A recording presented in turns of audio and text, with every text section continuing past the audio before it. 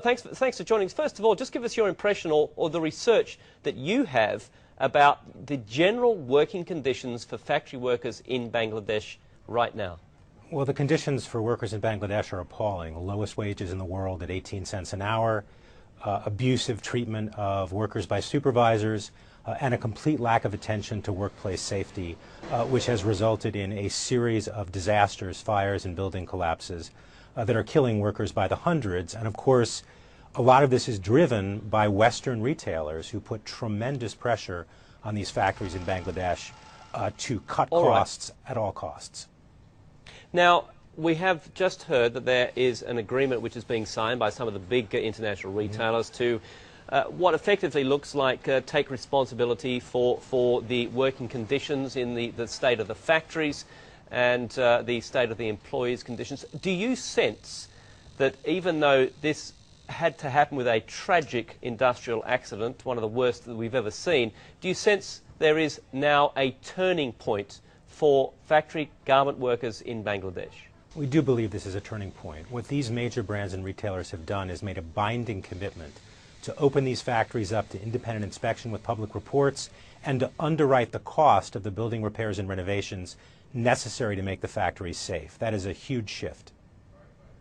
But we've sort of been here before in that retailers have been named and shamed for very, very shoddy work practices in economies like Bangladesh, and they have promised more transparency, and they've promised that they will look at their suppliers much more closely. Yet, in Bangladesh, this day, you say it's still appalling. So something's falling down somewhere.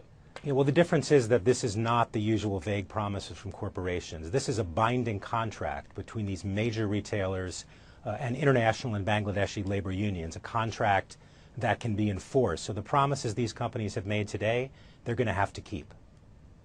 Now, they can't do it in isolation. I suspect they need government support. We spoke to the Bangladeshi foreign minister about an hour ago who said that conditions were improving and the government was committed to keep that improvement going. What, in your opinion, must the government do to make sure that workers are protected?